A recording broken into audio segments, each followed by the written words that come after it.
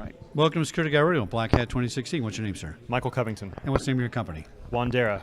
WANDERA.com. You got it. And what do you guys do? We offer security and management for mobile devices. So we actually have a pretty interesting service that sits on the device as well as in the path of the data. Now, I'm glad to hear this because I've done your interview 51, and out of those companies, 49 have said, well, we don't worry about mobile because mobile is much more secure and it's really not an entry point for bad guys. I suspect you disagree with that analogy. I absolutely disagree. And I think that's the biggest problem with mobility is that people just think they're secure. Interesting. Now, why is that so? You know, I think it's because mobile's different. People have tried to look at mobile the same way they look at the classic set of enterprise challenges with security. Yeah. It's not the same. Malware isn't the same problem as it is. Can you not look at it that way because of the nature of the phone, of the way it's the physical attributes, or why does it not look that way? There's a couple of different things that make mobile different. I think what's first is that if you think about the traditional enterprise, they care about websites. Right. We care not just about websites, but about apps. And being able to build control structures around the websites that people are allowed to access and the apps that are making outbound connections. And the reason that this is different is that you have these single apps that are reaching out to many, many different sites and trying to pull lots of content back in. Well, that's true. I mean, you give something a permission and I get nervous about it and I go, well, okay, but I'd rather not, right? And you can't do a menu and say, I will give these 4 permissions, but not these 6 permissions. You got it. Yeah. You got it. And the other challenge we have with mobile is the technologies we bring to bear to help secure them. A lot of the technologies that have been brought in the past have impacted performance, have quickly drained the battery life, have made it so that the user doesn't want to use them. No, and that's so true. Yeah. If you don't have usable security, you don't have security at all. Now, is your product an app or an API, which I've learned, application product interface? Application programming interface. Programming interface. Well, I'm close. That's close enough. Or is it an app? We are actually those two and one more. Okay, what's that? So we actually sit on the device. We have an app that scans functionality, provides functionality on the device that is scanning apps, scanning content that is coming back down. We sit in the path of the data, which means that all the traffic from the mobile device is routed through our service. Oh, okay. And we can actually look at the requests and the responses that come back. Wait. All the traffic of the mobile device? You got it. Oh, all that's that web interesting. traffic. So Okay. it allows us to see right at the request time, is somebody requesting access to a third-party app store that's hosting a piece of malware? Right. We can just stop it right there. Now, you say the web traffic. I'm going to break this down for my listeners.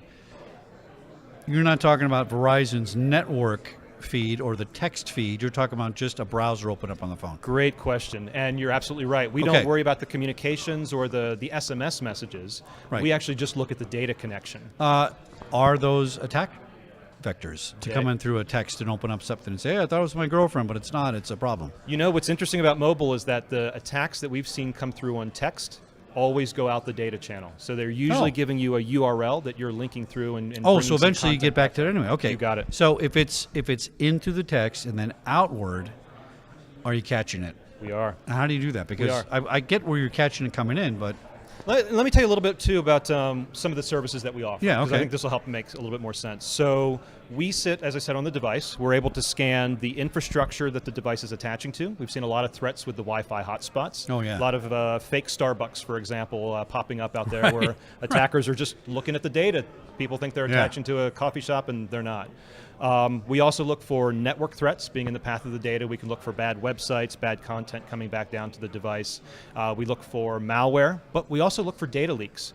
We have found an unbelievable number of apps that are not securing the data that is coming back down to them. And do they claim it is, or they just don't care? And you'd be surprised at the data that's leaking out. No, like what? Brand name. So just last year we found about 20 apps in the transportation sector, very large, massive airline services that were with their mobile apps, mobile websites, not encrypting credit card information. Okay. Full credit card numbers. Hold on, Security Guy Radio's brain is frozen like a cold drink. Why would they not do that? You know what I think it is? Just a hunch? Are they cheap or what? Time to market.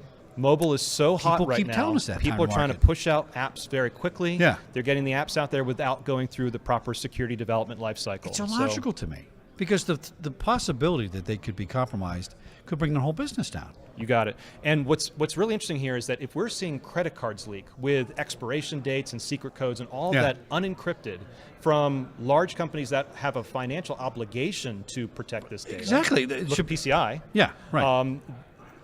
what are the enterprises doing with their custom in-house apps? Well, and what is Pikachu doing? Nothing, Exactly. because it's not even important, right?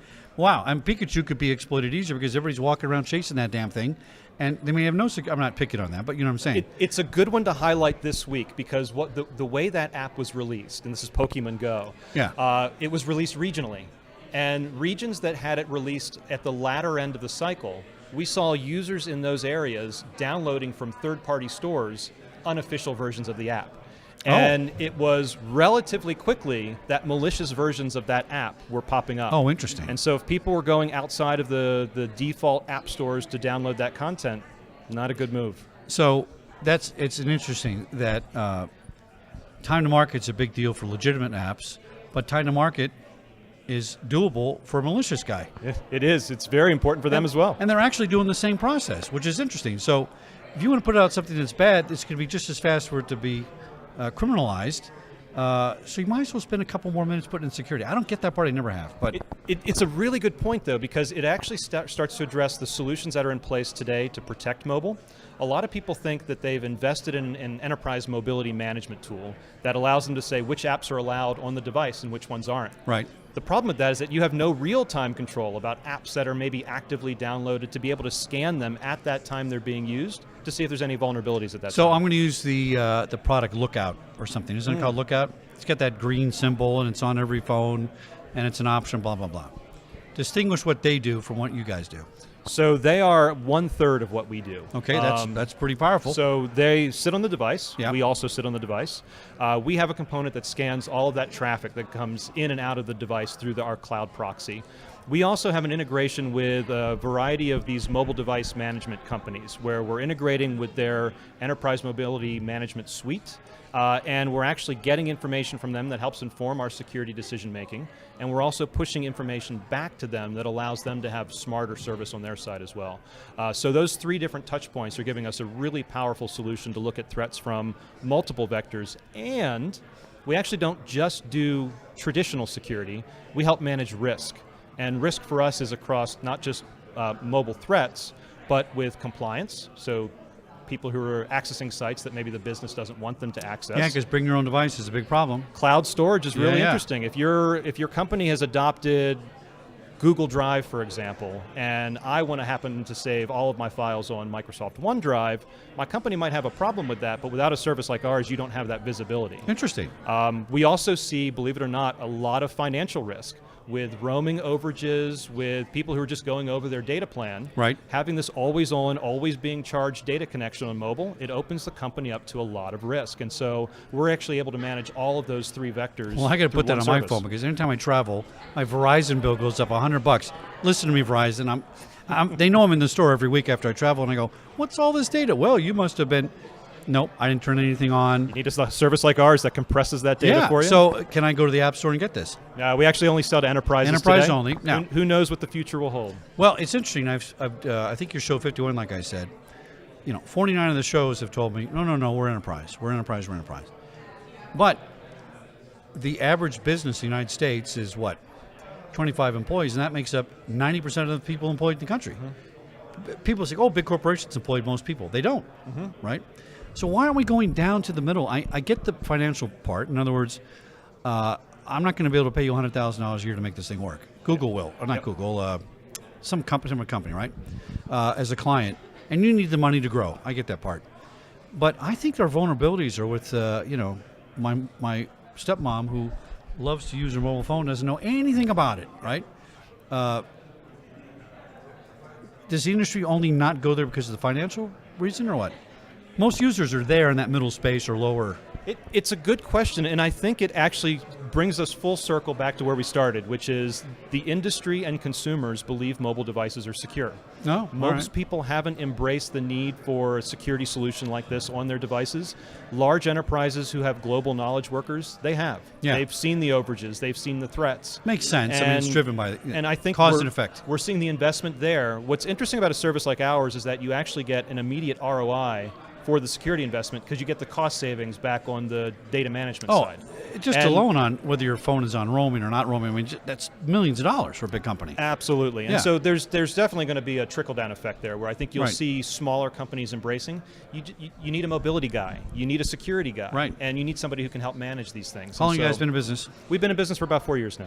And how's growth? Good? Growth is fantastic. We have well over 500 enterprise customers, and Wow. we're doing very well. That's fabulous.